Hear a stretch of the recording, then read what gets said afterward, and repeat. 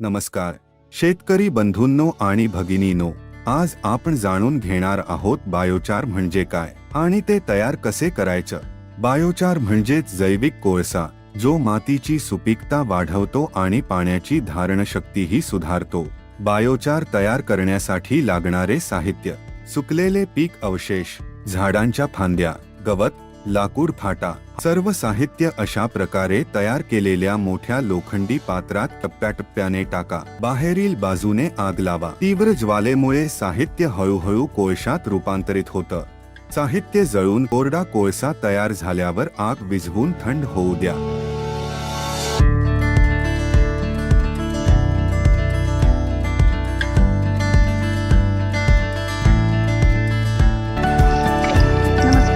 वैजयंती गोखले।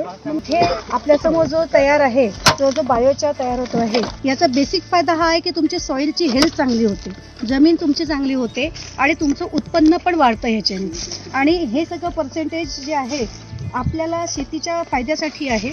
आणि आमच्या गटाचं नाव आहे श्री गजानन महाराज शेतकरी नैसर्गिक शेतकरी गट। या गटाला आम्हाला हा बेनिफिट मिळालेला आहे। माझं अशी इच्छा आहे की सगळ्या शेतकऱ्यांनी पण याचा वापर करावा, कारण आपल्या जमिनीमध्ये दरवर्षी आपल्याला तणनाशक वापरावं लागतं। तो जर कंट्रोल करायचं असेल तर ह्याचा जर वापर केला तुम्ही तर 3-4 वर्षामध्ये तुमच्या शेतातले वीड्स पण कंट्रोल होतील आहे, असं आम्हाला सरांनी सांगितलं आणि आम्ही मागच्या वर्षीपासून वापर सुरू केलेला आहे आणि नक्कीच याचा फायदा शेतकऱ्यांना मिळेल अशी मला गॅरंटी आहे। धन्यवाद। नमस्कार शेतकरी मित्रांनो, हे बायोचार नेमकं आहे काय? सर्वांना आपल्याला माहीत आहे की आपल्या संपूर्ण जमिनीतला जो सेंद्रिय कार्बन आहे आपल्या जमिनीतला हा हळूहळू कमी झाला आहे। संपूर्ण महाराष्ट्रात म्हणा की पूर्ण देशामध्येच आपण आता जर आपल्याला 1% जर सेंद्रिय कार्बन पाहिजे आहे तर आता आज आपण आजच्या घडीला 0.20 ते 0.30च्या ह्याच्यापर्यंत आपण सेंद्रिय कार्बनच्या आपली जी अवस्था झालेली आहे आपल्या शेतीची। आणि हा सेंद्रिय कार्बन जोपर्यंत आपण वाढवत नाही आहे तोपर्यंत आपल्या जी पिकाची उत्पादकता आहे ही आपल्याला जी अगोदर मिळत होती तशी आपल्याला मिळणार नाही।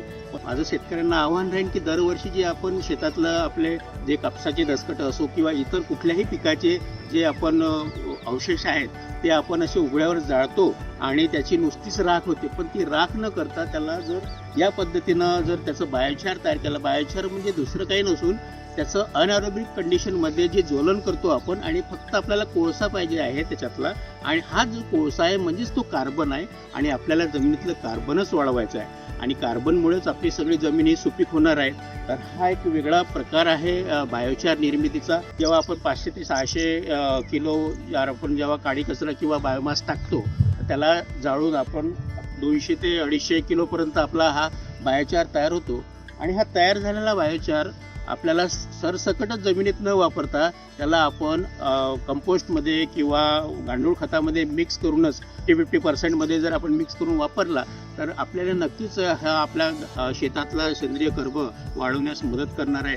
तर ही लॉंग टाईम जरी प्रोसेस असली तरी आपलं जे वेस्ट मटेरियल आहे याला आपण वेस्टपासून बेस्ट करू शकतो। तरी आपल्याकडे असं युनिट नसलं तरी शेतामध्ये व्ही आकाराचा खड्डा खोदून सुद्धा तुम्ही छोट्या प्रमाणात का होईना आपण बायोचारची निर्मिती करू शकता, जेणेकरून आपलं जे शेतातला काडी कचरा आहे हा बाहेर न जाळता किंवा त्याचं वेस्ट न होता एक तर तुम्ही त्याचं कंपोस्ट करा आणि जर जाळतच आहात तर बायोचार तयार करा। तर आपल्याला CN रेशो हा मेंटेन करायचा आहे शेतीमधला आणि सेंद्रिय कर्ब वाढवायचा आहे। जर सेंद्रिय कर्ब आहे तर शेती आहे, नाहीतर सेंद्रिय कर्बाशिवाय शेतीचा काही उपयोग नाही, हे आपल्याला सर्वांना माहीतच आहे। त्यामुळे सर्व शेतकरी बांधवांना पुन्हा एकदा मी विनंती करतो की सर्वांनी या नवीन तंत्रज्ञानाचा अवलंब करावा आणि बायोचार निर्मिती करावी। धन्यवाद। नमस्कार, मी तालुका कृषी अधिकारी हिंगणा दीपाली कुंभार।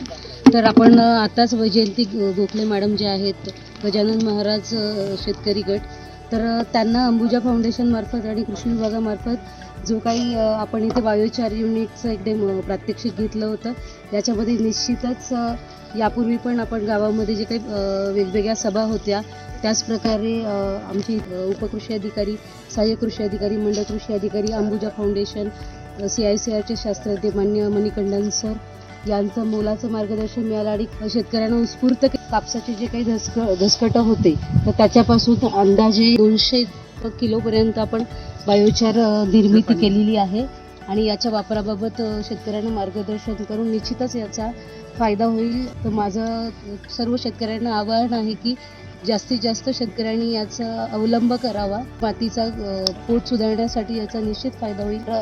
50% बायोचार आणि 50% ऑर्गॅनिक असं एकत्र करून याचा वापर करावा लागतो. आपली जी माती आहे ती अल्कली धर्मी आहे, त्यामुळे पूर्ण ज्ञान घेऊनच याचा किंवा शास्त्रज्ञांच्या सल्ल्यानेच याचा वापर करा, असं मी शेतकऱ्यांना नम्र आवाहन करते. धन्यवाद.